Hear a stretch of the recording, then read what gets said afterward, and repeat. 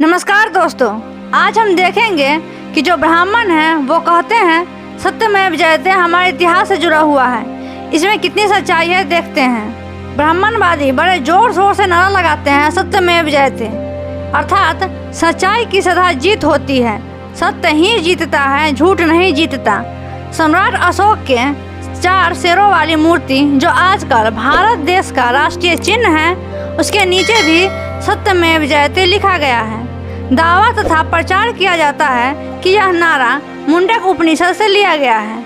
अतः ब्राह्मणवादी यह दावा करते हैं कि उनका धर्म सत्य की जीत होने की बातें करता है, लेकिन यह नारा ब्राह्मण धर्म पर हमेशा झूठा साबित हुआ है, क्योंकि ब्राह्मण धर्म में सत्य की कभी जीत हुई ही नहीं।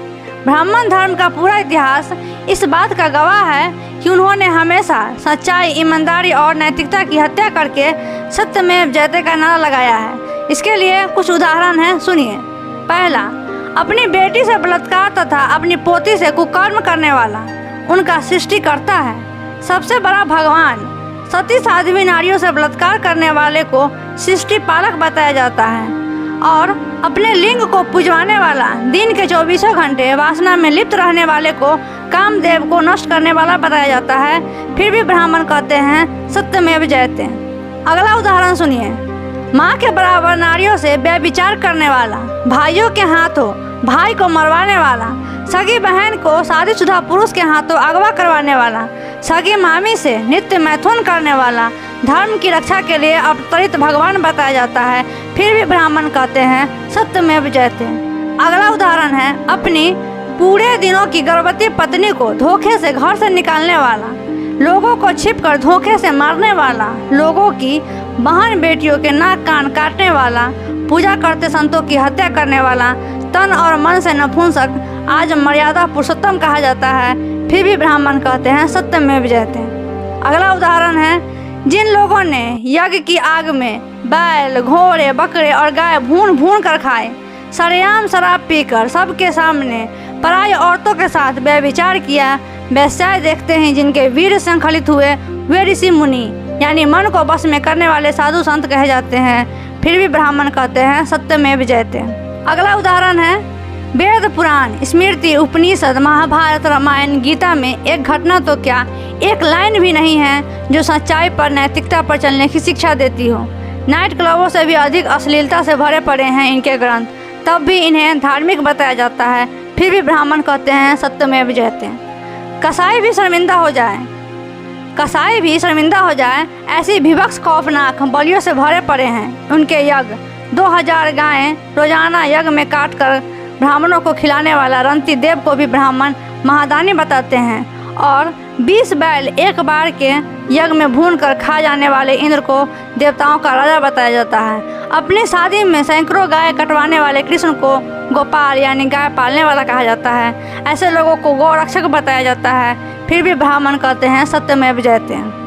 अगला उदाहरण है विवेकानंद जैसे ब्राह्मणवादी जब पश्चिमी जगत को लेडीज एंड जेंटलमैन की जगह भाइयों और बहनों को कहकर संबोधन करते हैं, तो बरबस मनोज कुमार का वह गाना याद आ जाता है, कपड़ा है देसी और मुहर लगी जापान की, जब बोलो मेहमान की। विवेकानंद को पक्का पता था कि ब्राह्मणों के किसी भी ऋषि, किसी भी भगवान, किसी भी नायक ने कभी किसी पराई औरत को बहन, बेटी या माँ का दर्जा नहीं दिया।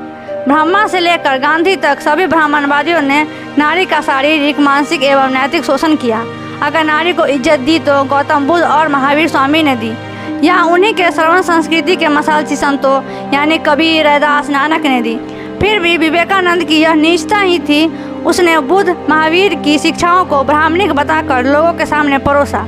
ब्राह्मणों का कोई देव पराई तो क्या, अपनी बहन को भी बहन कहने वाला नहीं हुआ। लेकिन विवेकानंद जैसे लोग हिंदुओं को ऐसे देवों पर गर्व करने के लिए कहते हैं। फिर भी ब्राह्मण कहते हैं सत्यमेव जयते। अगला उदाहरण है सर्वपल्ली राधाकृष्णन ने अपनी पुस्तक धर्म और समाज में लिखा है कि हिंदू वह है जो चारों वेदों को धर्म का मूल माने, चारों आश्रमों तथा चारों प्रयोजनों को अपनाए। अपनी अन्य पुस्तक भारतीय दर्शन में उसने लिखा कि भगवान बुद्ध हिंदू जन्मे थे, हिंदू जिए तथा हिंदू ही मृत्यु को प्राप्त हुए। वह बिल्कुल अच्छी तरह से जानता था कि भगवान बुद्ध ने हमेशा वेदों की निंदा की है, उसके चारों आश्रमों, चारों प्रयोजनों का खंडन किया है। उन्हें किसी भी आधार पर हिंदू नहीं कहा जा सकता। लेकिन राधा कृष्णन ने लोगों को गुमराह करने के लिए धूर्तपूर्ण झूठ बोला। ऐसे झूठे और धूर्त आदमी के जन्मदिन पर शिक्षक दिवस मनाया जाता है, फिर भी ब्राह्मण कहते हैं सत्यमेव जयते। अगला उदाहरण सुन के तो आपके पैरों के नीचे जमीन खिसक जाएगी। अगला उदाहरण है, आर्य अपनी बेटियों को दाव पर लगा देते थे, शर्त जीतो और लड़की ले जाओ। सीता को उसके बाप ने दाव पर लगाया, कोई भी धनुष उठाओ, सीता को ले जाओ। जिस समय सीता को दाव पर लगाया गया वह 6 वर्ष की थी। उस बेचारी बालिका को तो पता भी नहीं था कि कोई उसे जीत कर ले जा रहा है। द्रौपदी के साथ भी ऐसा ही हुआ। ऐसी घटनाओं को स्वयंवर अर्थात वधू द्वारा मन मर्जी का वर स्वयं चुनना कहा जाता है, फिर भी ब्राह्मण कहते हैं सत्यमेव जयते। अगला उदाहरण है, आर्य पांडव इतने पक्के और नीच जुआरी थे कि धन संपत्ति तो हारे ही, अपनी पत्नी तक को जुए में हार गए। फिर भी जुए में हारी संपत्ति के लिए अपने भाइयों से लड़ मरे। जुए की संपत्ति के लिए की गई मार काट को धर्म युद्ध का नाम दिया गया और फिर भी ब्राह्मण कहते हैं सत्यमेव जयते। अगला है, ब्राह्मणों का कोई देव कोई देवी बिना हथियारों के नहीं है। उनमें ऐसा कोई नहीं जिसने कत्ल न किए हो। फिर भी दावा किया जाता है कि ब्राह्मणवाद जो धर्म है वो अहिंसा प्रिय धर्म है, फिर भी ब्राह्मण कहते हैं सत्यमेव जयते। अगला है, महाभारत में महावीर एकलव्य को सर्वश्रेष्ठ धनुर्धर बताया गया है, लेकिन अर्जुन को सबसे बड़ा धनुर्धर साबित करने के लिए ब्राह्मण द्रोण ने महावीर एकलव्य का दाहिना अंगूठा काट लिया। इस तरह सर्वश्रेष्ठ शिष्य को अपंग करने वाले द्रोण के नाम पर आजकल सर्वश्रेष्ठ अध्यापक या गुरु का पुरस्कार दिया जाता है, और जो खिलाड़ी इस तरह से धोखा करके प्रथम आया उसके नाम पर सर्वश्रेष्ठ खिलाड़ी का पुरस्कार दिया जाता है, फिर भी ब्राह्मण कहते हैं सत्यमेव जयते। अगला उदाहरण है, सत्य की खोज में तर्क और बुद्धि सर्वाधिक महत्वपूर्ण है, और उधर ब्राह्मणों के संविधान मनुस्मृति का आदेश है कि जो व्यक्ति तर्क अथवा बुद्धि के आधार पर वेदों स्मृतियों का खंडन या अपमान करे वह सज्जनों द्वारा बहिष्कृत करने योग्य है। बुद्धि और तर्क यानी सत्य से काम लेने वाले लोगों को या तो मार दिया जाता है या फिर जाति से बाहर करके बेदखल कर दिया जाता है, फिर भी ब्राह्मण कहते हैं सत्यमेव जयते। जब सरदार भगत सिंह सिरखे नौजवान अंग्रेजों को भारत से खदेड़ने के लिए अपना खून बहा रहे थे, तब गांधी गांव-गांव घूमकर भारतीय नौजवानों को अंग्रेजी सेना में भर्ती करवा रहा था। आज अंग्रेजों के तलवे चाटने वाला उस ब्राह्मणवादी को आज़ादी का योद्धा बताया जाता है, उसे राष्ट्रपिता का नाम दिया जाता है। दलितों के पीठ में छुरा घोंपने वाले गांधी दलितों का सबसे बड़ा हितकारी बताया जाता है, फिर भी ब्राह्मण कहते हैं सत्यमेव जयते। अगर ब्राह्मण ग्रंथों को सत्य मान लिया जाए तो ब्राह्मणों ने लाखों करोड़ों जीव को यज्ञ वेदी पर काट कर यज्ञ की अग्नि में भून कर खा लिए, फिर भी वे दावा करते हैं कि उनका धर्म अहिंसावादी है। वो कहते हैं यज्ञ में पशु मार कर खाना तो अहिंसा ही है, क्योंकि जब पशु को यज्ञ वेदी पर काटा जाता है तो खरग से प्रार्थना की जाती है, हे खरग इस पशु को मत मारना, अर्थात इसे बगैर मारे ही काट देना। लाखों करोड़ों गाय घोड़े बकरे काट कर खा लेने के बाद भी अहिंसामय ब्राह्मण कहते हैं सत्यमेव जयते। अगर आज ब्राह्मण ग्रंथों को सत्य मान लें तो आज गाय को माता कहने वाले ब्राह्मणों के पूर्वज ने करोड़ों गाय मारकर खा लिए। कहावत है ना, 100 चूहे खाकर बिल्ली हज को चली। ब्राह्मणों ने तो करोड़ों गाय खाकर डकार भी नहीं ली। ऐसे करोड़ों गाय खाने वाले आज गाय पूजक बने फिरते हैं, फिर भी देवी भागवत महाभारत विष्णु पुराण जैसे ग्रंथ आज भी गौहत्या और गौमांस खाने को धार्मिक कार्य बताते हैं। दयानंद भी सत्यार्थ प्रकाश में बूढ़ी गाय मार कर खाने की बात करता है, फिर भी ब्राह्मण कहते हैं सत्यमेव जयते। अगर हिंदू संस्कृति में से बौद्ध सिख जैन धर्म के सिद्धांतों को अलग कर दें तो शेष रहेगा वह होगा ब्राह्मणों का सनातन धर्म।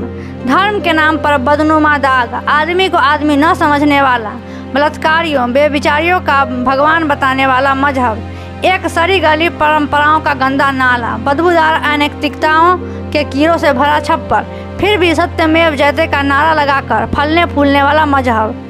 ब्राह्मण धर्म में जब सत्यमेव जयते का नारा लगाया जाता है तो अंग्रेजी की एक कहानी याद आ जाती है, जिसमें कुछ लोग एक राजा का कत्ल कर देते हैं और फिर वही कातिल नारा लगाते हैं राजा चिरायु हो। ऐसा ही कुछ ब्राह्मण धर्मी करते हैं, वे सत्य का कत्ल करके नारा लगाते हैं सत्यमेव जयते सत्यमेव जयते। आज का हमारा वीडियो आपको कैसा लगा आप हमें कमेंट करके ज़रूर बताइएगा। अच्छा लगे तो लाइक शेयर कीजिएगा, और ऐसे ही महत्वपूर्ण तर्कपूर्ण वीडियो देखने के लिए आप हमारे चैनल को सब्सक्राइब कीजिए। मिलते हैं नेक्स्ट वीडियो में, तब तक के लिए जय भीम, नमो बुद्ध।